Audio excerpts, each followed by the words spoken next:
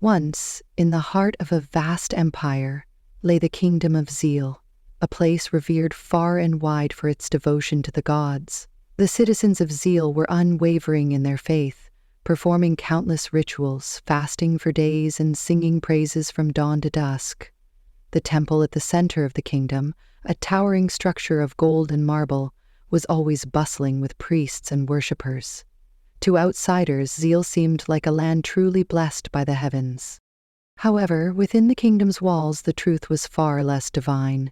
The people were so consumed by their religious obligations that they neglected the very fabric of their lives. Farmers abandoned their fields to spend days at the temple, and artisans left their work unfinished to join in endless prayers.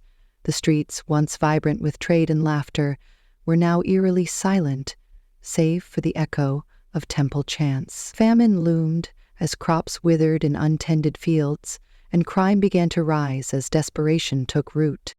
The king, King Erolos, was the most devout of them all. He decreed that anyone who failed to attend temple ceremonies would be punished, for he believed that their suffering was a test of faith. "The gods will reward us in the end," he often proclaimed, though even his palace began to crumble from neglect. One day, an old woman named Nura arrived at the gates of Zeal. She was no ordinary traveler. Her eyes carried the wisdom of many lifetimes, and her presence was calm yet commanding. She was greeted not with hospitality, but suspicion. "Why do you not bow before the temple?" the guards questioned her. "I bow only to what is just and true," she replied, walking past them with a quiet dignity. Nura settled in the poorest part of the kingdom, where hunger and despair were at their peak. Unlike the others, she did not spend her days at the temple. Instead, she began to mend broken roofs, share her food with the hungry, and teach children the value of kindness. She planted seeds in the barren soil, coaxing life back into the earth with tireless care. The townspeople mocked her. "What good are your actions without the gods' blessings?" they sneered. But Nura only smiled and continued her work. Slowly, her efforts began to yield results. The seeds she planted sprouted into healthy crops, and the broken homes she repaired became shelters for families. People began to notice that while their prayers brought no relief, Nura's simple deeds brought tangible change. Word of the mysterious old woman reached King Erolos, who was furious. "Who is this heretic defying the gods?" he demanded. He summoned Nura to his court, where he intended to punish her for her irreverence. When Nura stood before the king, she spoke without fear.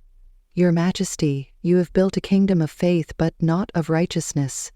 You pray for the gods to save you, yet you ignore the tools they have already given you. Your hands to work, your minds to think, and your hearts to love." The court fell silent. The king, though angered, could not deny the truth in her words. "You dare question the gods?" he asked. "I question not the gods, but your understanding of them," Nura replied. "True worship is not in rituals, but in how you care for one another. What use is prayer if it blinds you to the suffering around you?" Moved, yet conflicted, the king decided to test Nura. He decreed that she would oversee the poorest part of the kingdom for one season. If her methods failed, she would be banished. Nura accepted the challenge. She gathered the people and taught them how to rebuild their lives, how to farm, trade, and share their resources. She instilled in them the values of compassion and unity, reminding them that righteousness is the greatest form of worship. By the end of the season, the once destitute district had become the most prosperous part of the kingdom. Humbled, King Erolos realized his folly. He abolished the laws that forced blind devotion and declared a new decree: "Let worship guide your heart, but let righteousness guide your deeds." The temple bell still rang, but now it echoed through a kingdom alive with joy, hard work, and harmony. As for Nura, she disappeared as mysteriously as she had arrived, leaving behind a kingdom forever changed. Some say she was a messenger of the gods, others believe she was simply a wise soul, but her legacy endured, reminding the people of Zeal that true faith is not measured by rituals, but by the love and justice they bring into the world. Moral of the story: true faith is not in loud prayers or grand rituals, but in the quiet acts of kindness, justice, and love that define a righteous heart. Thank you for listening to this powerful folktale from the Kingdom of Zeal. I hope this story has inspired you to reflect on the true meaning of faith and righteousness. If you enjoyed this tale, don't forget to like, comment, and share with others.